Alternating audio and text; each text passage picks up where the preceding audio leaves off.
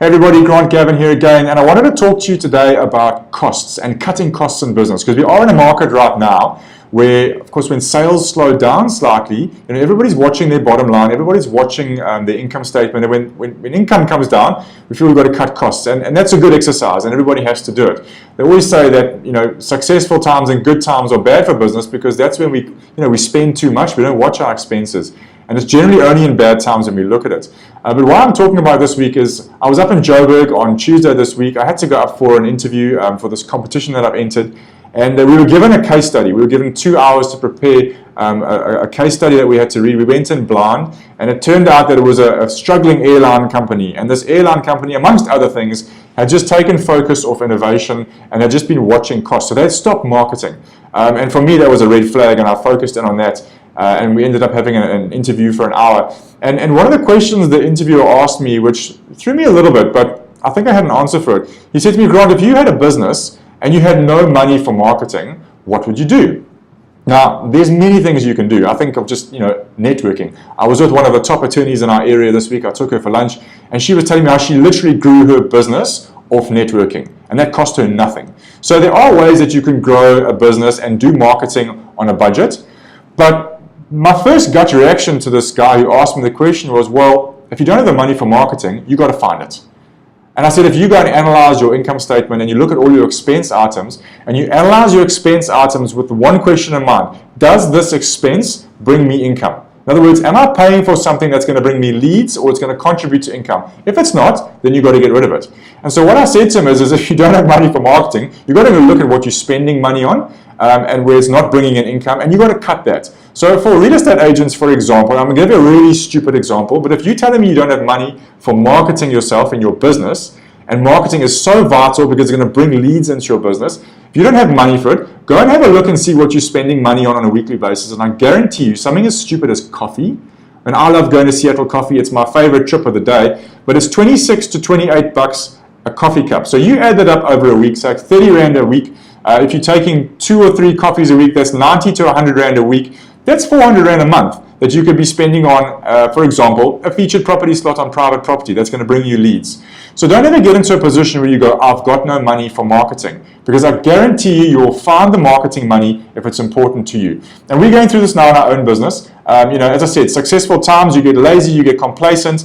And when you have to start looking at your income statements and your expense items and you start trimming, if you start trimming on the basis of, is this expense item bringing me in leads or is it bringing me in direct revenue? If it's not, cut it.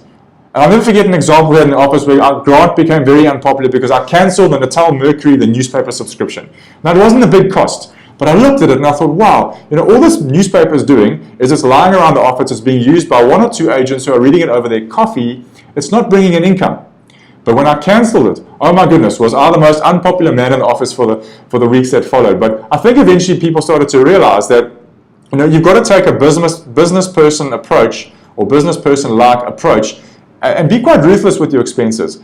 And we actually went over this in our meeting, our office meeting on Tuesday, and I got one of the agents to tell me, right, I want to know where are your top 3 or 4 lead sources coming from. So in other words, where are you getting your leads from? Is it coming from the newspaper? Is it coming from the portals? Is it coming from your networking? Whatever's working for you, you've got to magnify that, and you've got to just put more effort and attention into that specific lead source, but you've got to have a budget. You've got to be able to spend money on a marketing initiative as long as it's bringing you leads. So if you're saying to me, Grant, I get most of my leads for future mandates from my database. And I'm going to say to you, okay, so what exactly about your database is bringing you leads? Oh, well, I'm very good at marketing to the people at my school. It seems to be that the school moms support me. So I'm going to say to that agent, right, now you need to go back and look at that specific strategy and do more with it. So spend more money on it or magnify it in some way because you know it works for you. So what you've got to go do now is just make it better. It makes sense. So find that thing that works for you, that brings in the most leads for you for future business, and spend more money on it. You cannot be in real estate and not have a budget for marketing.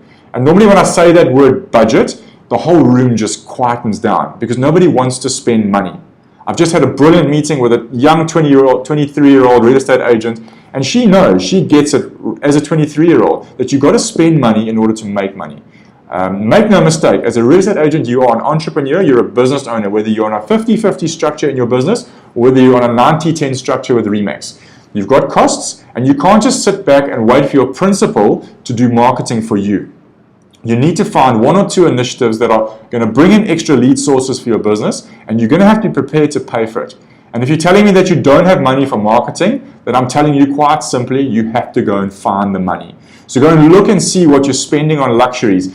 Cut out the coffees, cut out the cigarettes if you can. How much money are you going to spend if you go out to the George on a Saturday night or the Oyster Box Lighthouse Bar? You're going to be paying about 80, 90 Rand a cocktail. And if you're there for the night, you could be putting at least 200 to 300 Rand onto their table. So just look at those areas in your life where you can cut back on and invest that money into yourself, invest it into your business, and I promise you, you will see the results. Because you need to be spending money on marketing to bring leads into your business. And now's not the time to cut back on marketing. So if you're going through expense analysis and you're going, maybe I should cut back on marketing, big mistake.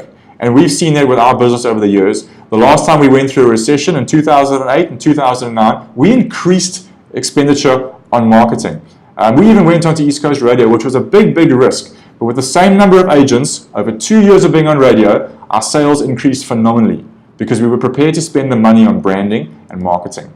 So please, whatever you do in this market, do not cut money on marketing. If you don't have money for marketing, go out there and find it, and I promise you, you won't regret it.